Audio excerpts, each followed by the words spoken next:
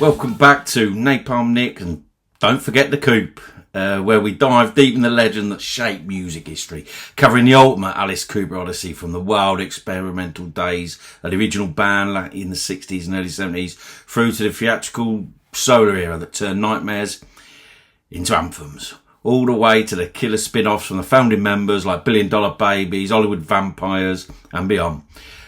We'll rant, rank and rave about every album, uncovering hidden gems, books, DVDs and those underrated deep cuts that still pack a punch. Whether you're a diehard fan or just discovering the Coop, stick around, this is going to be a killer ride. If you're hyped, smash the like button, subscribe for more rock reviews and hit the bell so you never miss a beat. Let's get into it. So, we're now on the Alice Cooper's fourth album. So my fourth review, and it is killer. Johnny Rotten from the Sex Pistols once said it was the greatest rock and roll album ever made. I ain't arguing with him. I love Killer. Killer is a cracker.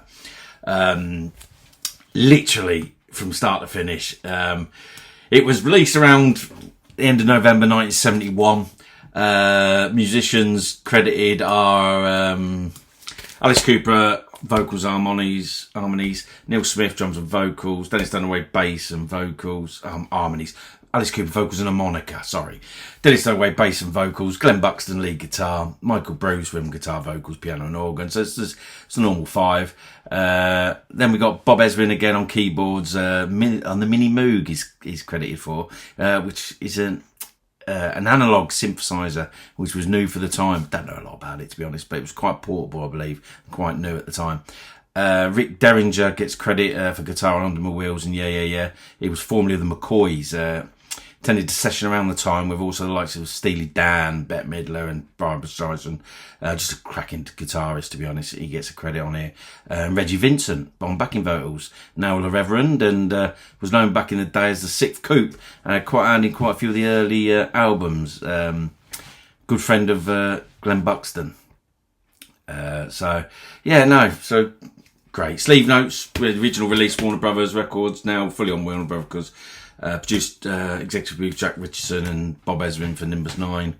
The photograph was Pete Turner, using the stake Kachina on the front, recorded at RCA Chicago again. Great cover, just great cover. Straight away gets you into the Cooper mood, doesn't it? Of the snake and just the way they wrote Alice Cooper and Killer on it. I just think it's absolutely brilliant. On the back, the band picture, which cracking band picture. And this opened up and it had a calendar in. It's a gatefold edition. I won't open the calendar. What I'm going to do is I'll show you the 50th anniversary one. I'll open that up. It's a great album, and I'll tell you what, if you haven't got the 50th anniversary one, so it covers the same, etc., get it. Absolutely get it. Because, again, it's got exactly the same artwork. However, it's got notes on all of the tracks from the Alice Cooper group. And it's brilliant. It is brilliant. It's got a copy of the calendar. For those who haven't seen it, used to fold out. I'll be honest, my one is quite delicate. So I'd rather just share the copy. So they even give you a copy of the calendar. And also fan notes on the back. The 50th anniversary of Killer is brilliant. Like they reissued, didn't they? The Love It to Death. There was nothing really with it. Not this. The Killer one is absolutely brilliant. And also you've got a live concert, the Marwai Soul gig in the time. So this is brilliant. I have this I have it on CD over there. I have it on the original CD and on original tape. Got some play. I love this album. I absolutely love this album. I can rate it now 10 out of 10. It is probably my favourite Alice Cooper album. It has my favourite song on it, and I love it. Let's go through the song. So we go straight into side A, and it cracks off with Under My Wheels. Michael Bruce, Dennis Dunaway, and Bob Ezrin all credited for Under My Wheels. A short sardonic love song featuring the Rydell Tyres of Derringer on guitar. So it says in the 50th anniversary. Like I say, read it. It's got all the notes. I've nicked a bit from there actually, as well as Sick Things, which I mention every single review. If you're not on it, get on it. Underwoods, what a great song. What a start. You can see why Johnny Rotten loved it. It's just a powerful, powerful start. It's not a bad song on here. Then we go to the second song, probably my favourite Alice Cooper group song, Be My Lover, from Michael Bruce, who wrote it. A lot of people think it was him chatting up a woman and some stripper or whatever, but you read in some of the books I've read in notes, it was actually a conversation he had with an old lady on a plane. I love the song. I just strut to it. I know Alice struts. It's a strutting song. It's just gets your head going. I love it a bit. A little side note: always listen at the end to the Platinum God, Neil Smith. He drops his drumsticks. He used to twirl them. I read it. He used to twirl them quite a lot. And he used to drive Bob Ezrin mad. And he dropped it. He made a noise. And normally they go back and play the song, do it again. But they just left it in. And I think that's a nice little touch. Then it goes Halo Flies. Again, Alice Cooper group. All of them get credited for that. Long prog song. Over 8 minutes. Haunting start. It's like a movie playing out in your ears. Great song. But long, and he just paints a picture just like a movie. It's brilliant. Absolutely brilliant. And then the end side A with Desperado. And Alice Cooper, Michael Bruce. There's a nod to the Doors, Jim Morrison. A lot of interviews, Alice will say it was written for him. However, at the time, I think it was inspired by Lee in the Western, The Magnificent Seven. And it's dark. I love Alice's voice on this. Great song. Absolutely great song. Great song. Like I say, depending on what interview you get, it's normally I wrote about my friend Jim Morrison, but he does give a nod to him. Side 2, he opens up straight away. So that's what a strong side that is.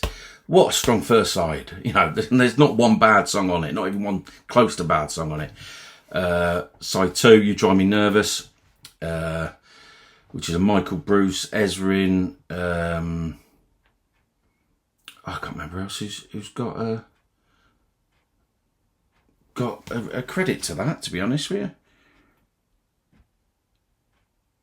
I don't know. I'll find it in a minute. You'll know it anyway. About a misunderstood kid and the controlling parents. It's snarling song. It's great. It nerves with a lot of people. That You Drive Me Nervous. When you're a young angst teen, it's brilliant. Then we're going to Yeah. 3 years, not 4, even though they sing 4. Yeah. A Cooper Bruce Yardbird inspired with a gritty start. I like Yeah. Another good song. And then we're going to Dead Babies, one of the most misunderstood when you read all the interviews. Most misunderstood Cooper song. Dead Babies. It's one mad song, literally about a kid left on his own. Harrowing start. So the song is set, so it sets the scene of like bad parents and bad parenting and abuse. Very, very clever song. Very, very clever lyrics.